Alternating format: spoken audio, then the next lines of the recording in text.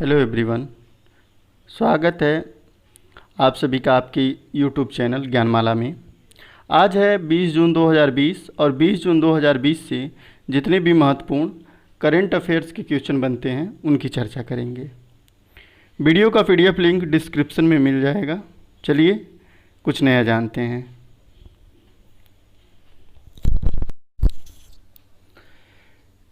पहला क्वेश्चन है, credit rating agency Fitch ने 8 साल में पहली बार किस देश की जीडीपी ग्रोथ निगेटिव रहने का अनुमान लगाया है? आपके ऑप्शन है चीन, भारत, जापान, रूस। इसका सही जवाब है option B, Bharat. Credit rating agency Fitch ने 8 साल में पहली बार भारत का आर्थिक परिदृश्य स्थिर से घटाकर नकारात्मक कर दिया है। रेटिंग एजेंसी का कहना है कि कोविड-19 महामारी ने देश की आर्थिक वृद्धि की संभावना को कमज़ोर किया है। फिच ने इससे पहले साल 2012 में भारत की अर्थव्यवस्था को स्थिर से घटाकर नकारात्मक किया था। अगला क्वेश्चन है, ऑस्ट्रेलिया क्रिकेट बोर्ड ने हाल ही में किस बैटिंग कोच को उनके पद से हटा दिया है? ऑप्शन है ग्रीम हिक, Ricky Ponting, stevia, Justin Langer. इसका सही जवाब है ऑप्शन ए, ग्रीम हिक। ऑस्ट्रेलिया क्रिकेट बोर्ड ने हाल ही में बैटिंग कोच ग्रीम हिक को उनके पद से हटा दिया है। कोविड-19 महामारी के चलते वित्तीय संकट को देखते हुए सीए ने 40 लोगों को निकाला है, उनमें से एक ग्रीम हिक भी हैं। ग्रीम हिक ने इंग्लैंड के लिए 65 टेस्ट मैच और 120 एकदिवसीय अंतर्राष्ट्रीय मैच खेले हैं। अगला क्वेश्चन है, अमेरिका के राष्ट्रपति ने किस देश में 9500 अमेरिकी सैनिकों को ठिकानों से वापस लेने की योजना की पुष्टि की है? ऑप्शन है जर्मनी, चीन, रूस, जापान। इसका सही जवाब है ऑप्शन ए, जर्मनी।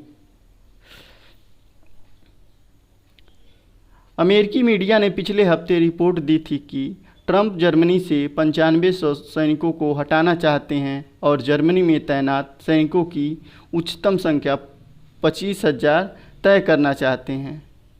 जर्मनी की राजधानी बर्लिन है और यहाँ का मुद्रा है यूरो। अगला क्वेश्चन है,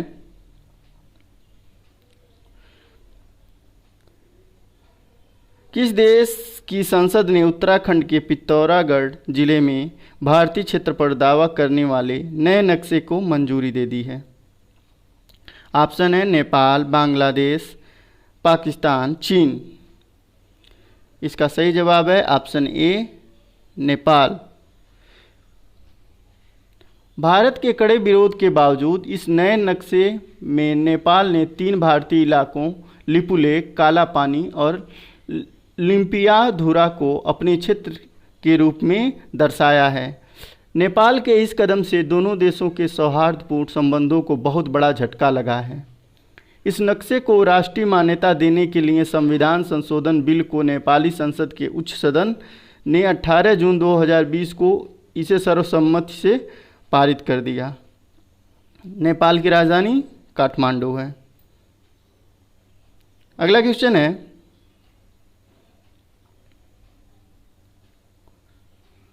प्रधानमंत्री नरेंद्र मोदी ने हाल ही में वाणिज्यिक खनन के लिए कितने कोयला खदानों की नीलामी प्रक्रिया शुरू की है?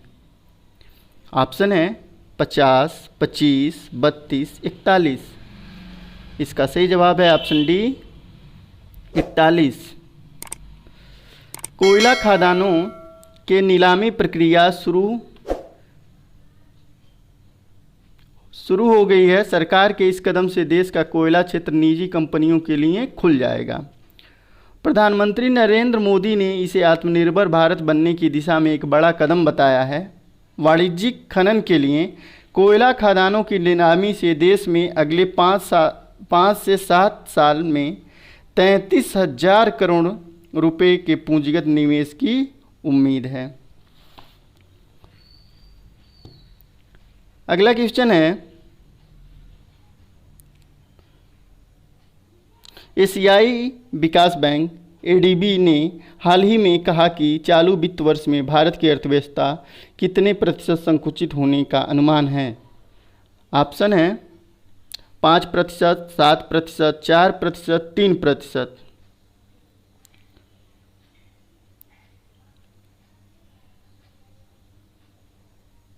इसका सही जवाब है ऑप्शन सी 4%।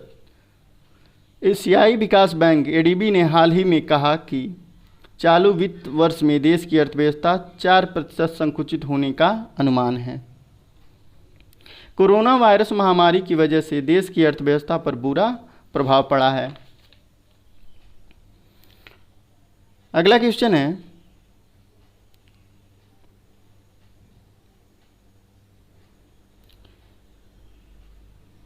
एशियाई फुटबॉल परिसंघ एएफसी ने 2022 महिला एशियाई कप की मेजबानी के अधिकार निम्न में से किस देश को दिए हैं।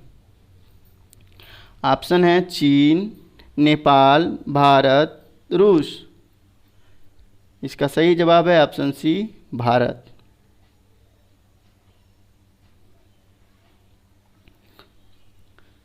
एशियाई फुटबॉल परिसंघ एएफसी ने 1979 के बाद पहली बार भारत को 2022 महिला एशियाई कप की मेजबानी दी है।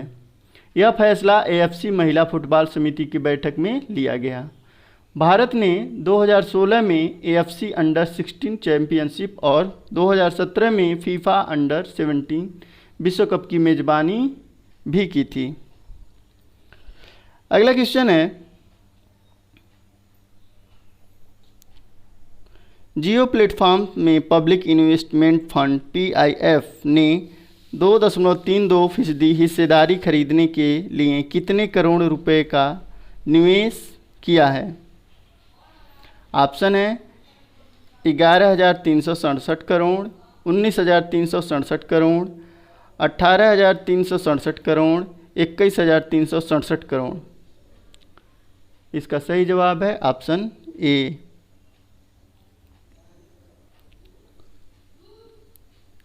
इस निवेश के जरिए पीआईएफ को जियो प्लेटफॉर्म में 2.32% हिस्सेदारी मिलेगी।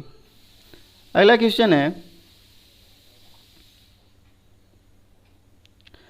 हाल ही में किस राज्य सरकार ने नीट परीक्षा को पास करने वाले सरकारी संस्थानों के छात्रों को 10% आरक्षण देने की घोषणा की है।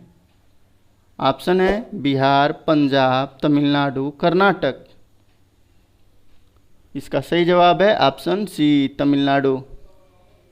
यह फैसला मद्रास हाईकोर्ट के पूर्व न्यायाधीश पी कलयारासन वाले एक संसदीय आयोग की रिपोर्ट के आधार पर लिया गया है।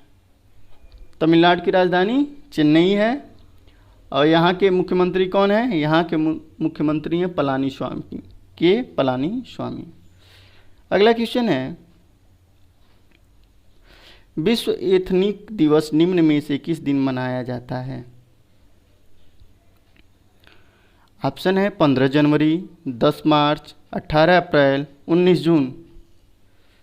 इसका सही जवाब है ऑप्शन डी 19 जून। यह दिवस विश्व भर में अलग अलग क्षेत्रों की ऐतिहासिक विरासत, सभ्यता, मानवजात, विज्ञान, कला और संस्कृति को सहेजने के लिए जागरूकता फैलाने के उद्देश्य से मनाया जाता है।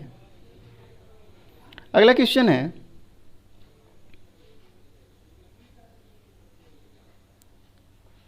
पर्यावरण संरक्षण के लिए कौन सी अंतर्राष्ट्रीय एजेंसी कार्य कर रही है? ऑप्शन है नासा, यूएनओ, ग्रीन पीस, चिपको। इसका सही जवाब है ऑप्शन सी ग्रीन पीस।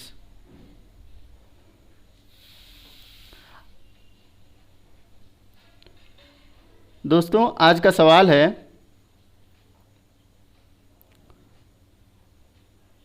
हाल ही में कर्नाटक राज्य ने 18 जून को किस दिवस के रूप में मनाया है? ऑप्शन है सैनिटाइजर दिवस, मास्क दिवस, हैंड वॉश दिवस, स्थापना दिवस। इसका जवाब आप लोग कमेंट सेक्शन में देंगे।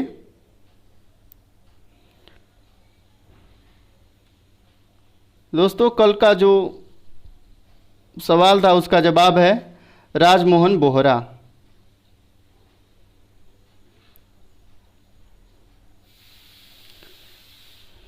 ये वीडियो आपको कैसी लगी? अगर अच्छी लगी तो हमारे चैनल को सब्सक्राइब करें, लाइक करने के साथ साथ अपने दोस्तों के साथ शेयर करना ना भूलें। धन्यवाद।